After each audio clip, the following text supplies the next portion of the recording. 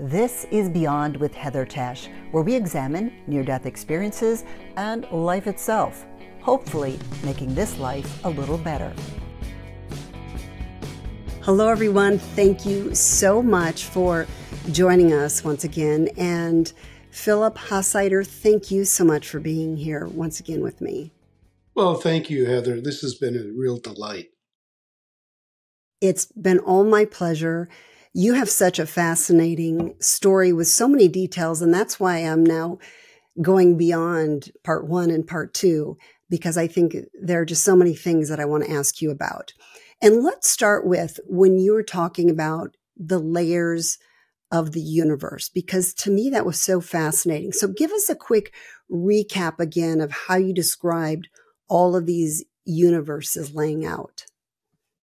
Well, what I experienced and what I remember seeing was, in a short explanation, if we took our universe and compressed it down to a single sheet of paper and hung it out here in eternal time, and then you took another universe and did the same thing and hung it right next to it, and you did this in all directions, up and down, for as far as infinity goes.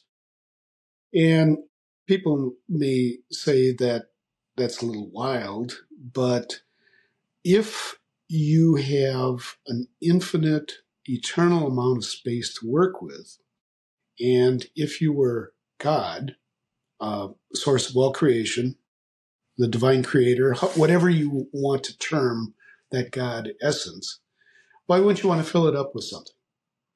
I mean, why would you just want to exist by oneself? Well, that's a human question, which, we would want to give an answer to in some way. But that would be like imposing upon God our ideas of what God should do. Oh, but we try all the time. Oh, we try all the time. Certainly we do. And we even want him to help a certain basketball team win. It's really, okay, I'll leave that. But yes, so there are possibilities. And when I've spoken with groups, when I begin, I ask them to more or less open up their hands. And I ask them to be receptive rather than clench fists. If you're not receptive, there's nothing I can say that's going to make any difference. And if you open yourself up to what I term possible impossibilities, then we have a chance to explore this topic in ways we might not if you want to keep a closed mouth.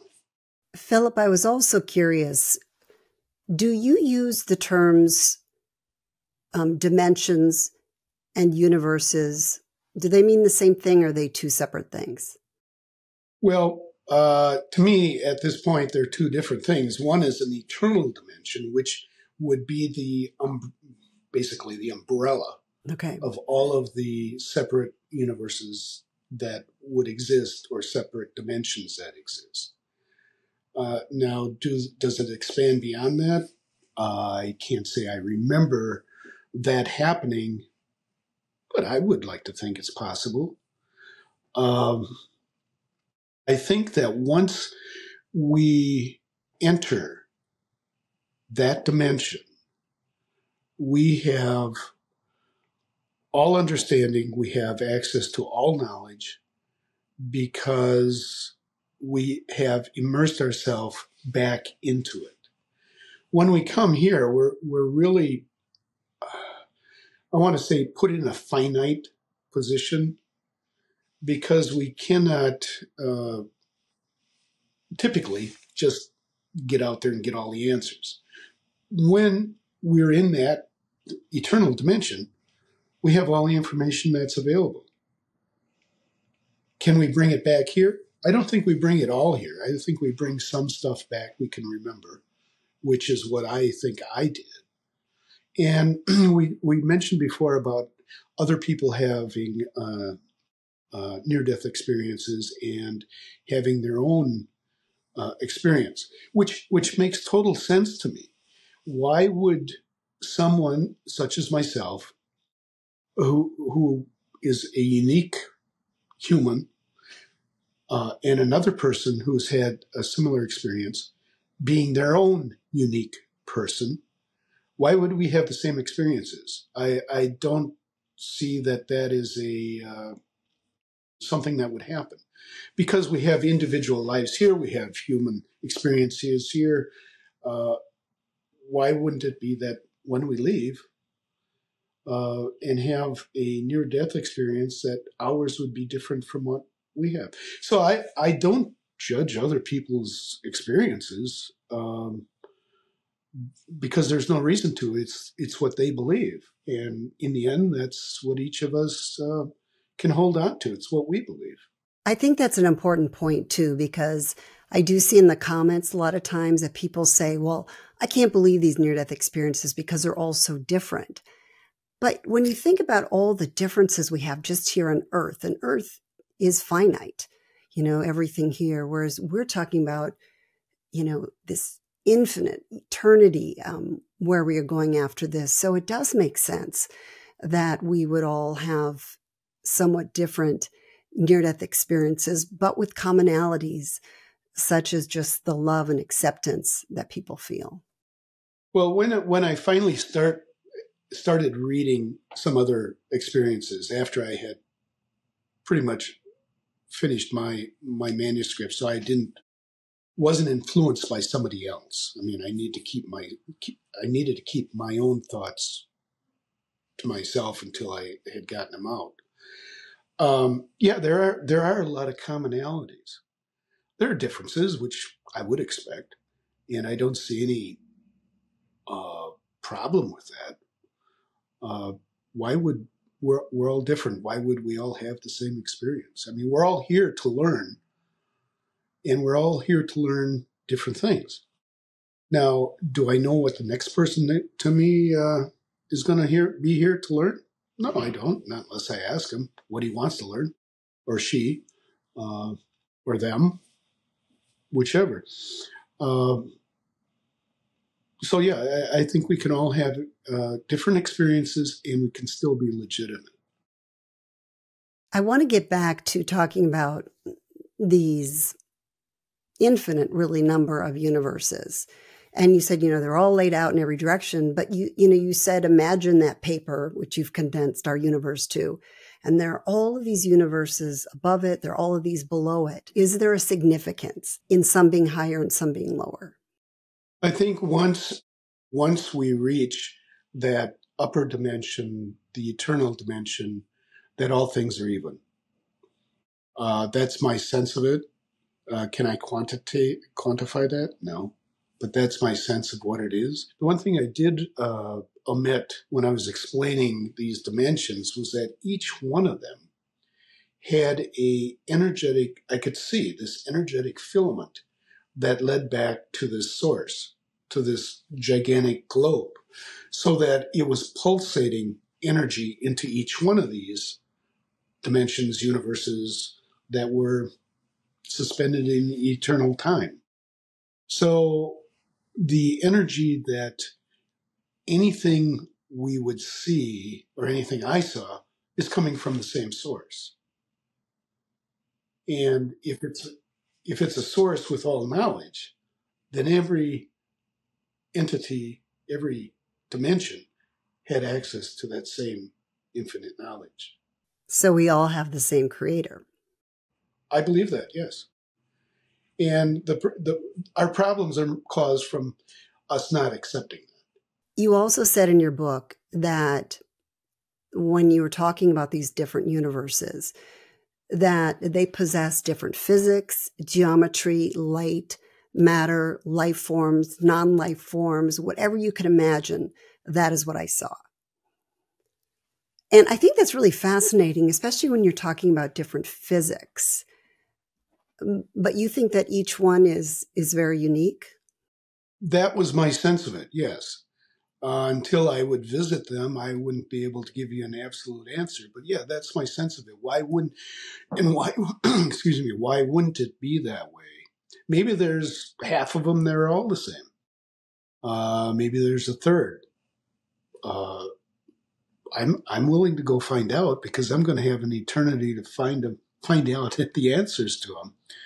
And that's part of the reason for coming here, is to learn. And what we learn here, I think we do take with us after we leave. You referenced something similar in your book. You said, I know I will have an eternity to explore other dimensions and other worlds, and to reframe myself an infinite number of times. And I have been doing this forever already. So it does sound like, I assume you're thinking that all of us will be traveling to all of these various locations. Well, I believe so. Why? Yes. I would answer your question with a question. Why wouldn't that be? Why would we be stuck in this human body here when I know once the body no longer functions, that our inner spirit, our inner essence, takes off? So where's it going to go? It goes back to source, because that's where it originated.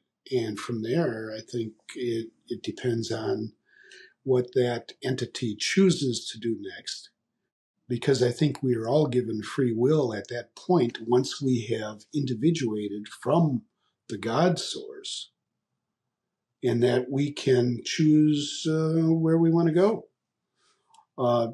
Do I understand why I chose my parents? Not at this point. I hope to at some point, but I'm pleased I did. I mean, I've enjoyed I think I enjoyed my childhood and my growing up on a farm. Would I do that next time? I have no idea at this point, but I'm open to the possibilities of doing other things. If I'm not, then I've kind of boxed myself into something that may not happen, and I may be disappointed, but I don't know that either. So there's a lot of unknown, because we can only access so much of that information here. Now, when I get back to that eternal dimension and have enough time to really understand and assimilate myself to it, and I use a gender myself, as being part of that eternal dimension where there is no separation of sexuality or identity from that standpoint. So, yeah, I think it's going to be a wondrous journey. I think we've all had wondrous journeys to get to this point here, in that we may refuse to acknowledge that. But again, it all comes back to, we come here to learn.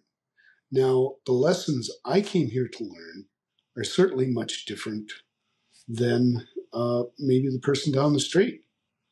And why would they be the same? Because we're, again, two different entities with a common source. So in wondering how we go from here, or where we've been, I have read stories of people who have had past life experiences. And I don't doubt them, because that's what they believe they experienced. I can't say that I've had any that I recall. And that's okay. If you think of it in a different way, a different sideways way, we are living in eternal time right now, even though we are compressed into human time. If you think of your grandparents, when they figured out they probably weren't going to live forever, they thought more likely that the time past their being here on this planet would be eternity. Well, here we are. We're still here, so we're actually living in their eternal time. but we're here in a present Earth time, or this universe time. And really, this universe time only really dictates Earth time. I mean, there is no other place in the planet, or the system that I understand would keep track of time. So it's really only our human dictates of time that we're talking about. Philip, I know my audience pretty well from the questions they ask. And so this is what I think they're thinking. This is their concern. When you talk about all of these universes that we can go to once we leave this earthly life, they're thinking, well, wait a minute. How do I connect then with these people I love here on Earth? If we're all going off into all these different places. So will we still be reunited with people that we love here on Earth? Oh, I think that's a distinct possibility. I wasn't there long enough, I believe, to really know the full extent of that. My sense at this point is that, yes, we will remember the people of our family and our friends, but in a way that we can't possibly imagine right now, that they will be with us in some form. I don't expect to see my dad standing next to me in a physical form when I do see him. But I do believe I'll recognize him in an eternal essence when that time comes. And when you get to a dimension where there is no sadness, there is no regret, there is no longing, there is no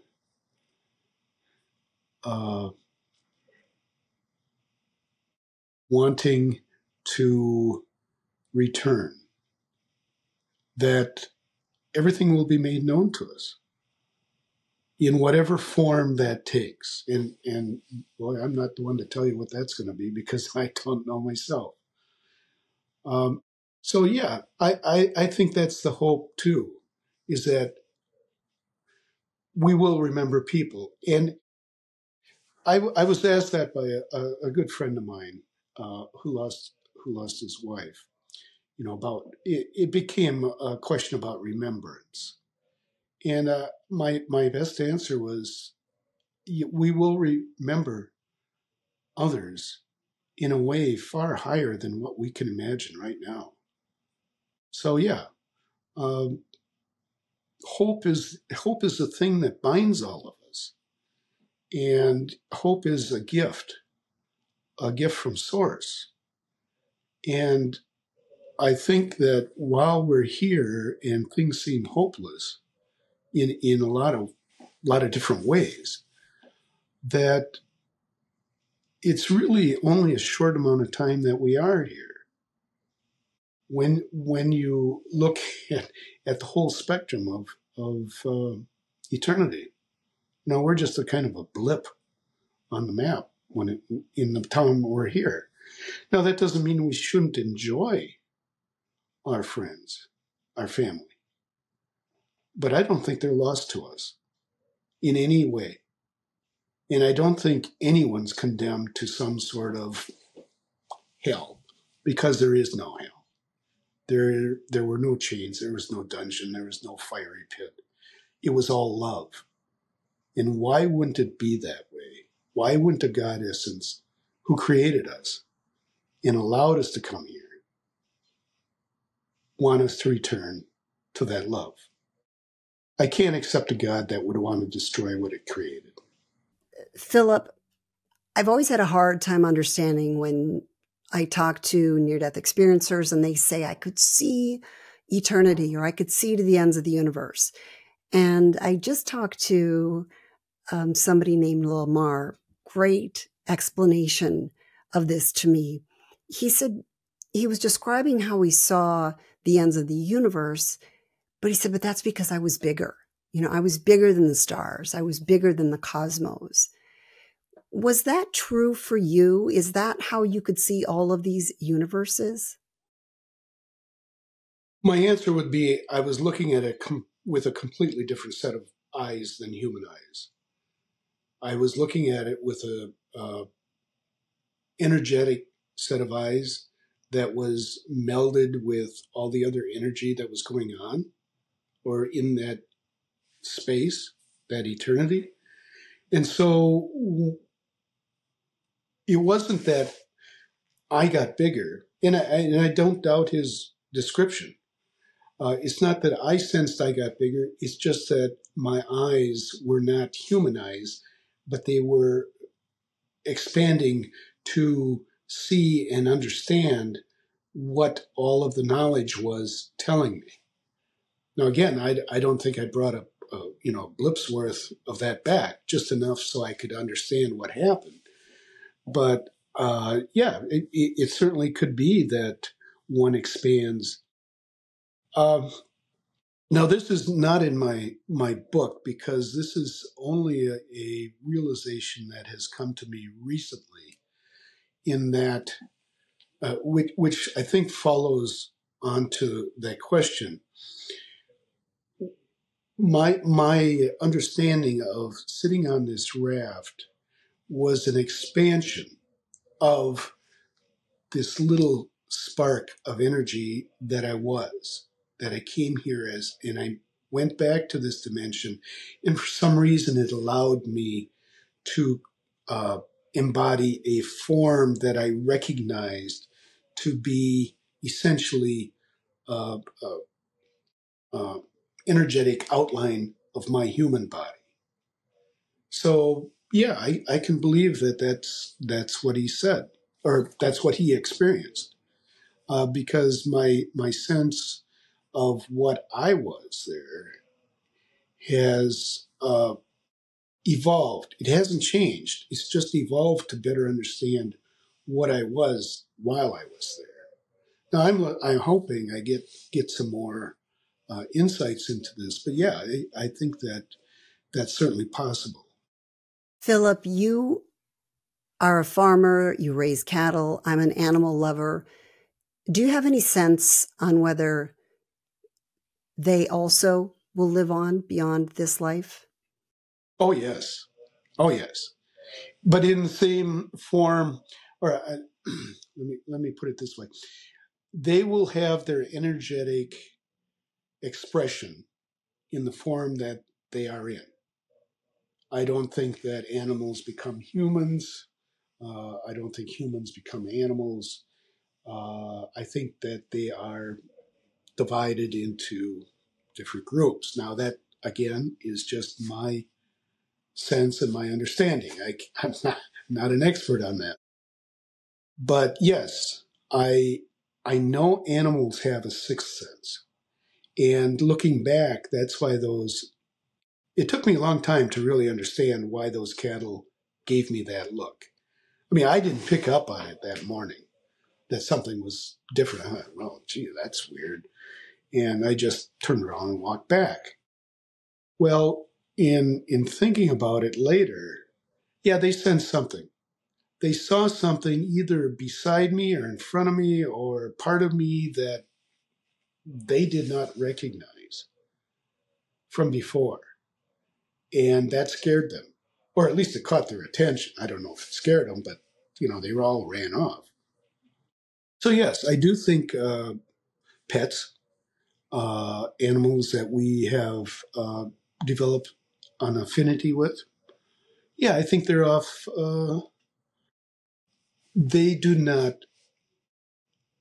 cease to exist either. They have their own spirituality, if you will, that will continue to exist. And why wouldn't it be that way? Because the source of all creation, the God of all love, why would that destroy something it's created? It may just park it in another universe. I don't know. But I don't think that once God creates something that he's going to destroy it. So I do believe that they do exist because I know our dog Lucky is running around somewhere with my nephew and they're still having a great time. And I just lost one last week Fosty, one of my cats. Fosty is for foster. He was a failed foster cat. So it's always reassuring to know that they will continue on. They're just like us. They have bodies and they have spirits and they continue on. Well, Philip, it has been so enjoyable talking to you. Of course, we're focusing all these questions on your near-death experience. You've written about it in 6 Minutes in Eternity. And if you are patient enough, I'd love to take you into one more episode because I've pulled a lot of quotes from your book, and I would just like to have you expand on some of them. And for those of you that are watching, I think it's really fascinating, some of the things that Philip covers in his book that we're going to go over in the next segment. So I do hope you'll join us. Comment on what we've been talking about so far. Give it a like. We appreciate all that. Subscribe if you haven't. So, Philip, are you okay taking it into one more episode? Absolutely. This has been fun. Thank you. Okay, if you are listening to this now, hopefully that means that you stuck around for all 3 episodes so far. There is one more coming up, and I go over some quotes in part 4 that he had in the book, among other things, but just quotes that I thought were really interesting and worth talking about. So stick around for that. If you've made it this far, let me know. Just put "made it" in the comments, and then just share your thoughts on all of the things that we have talked about so far, including the infinite universes. I just thought that was so fascinating, and I hope you did as well. So thank you so much for watching and for being here. Thanks for joining me on Beyond with Heather Tesch. Please add comments and questions you'd like future guests to answer. Also, if you liked what you heard, please hit the thumbs up button and subscribe. That'll help keep this podcast going. You can also go to Beyond with Heather Tesch to look for more episodes.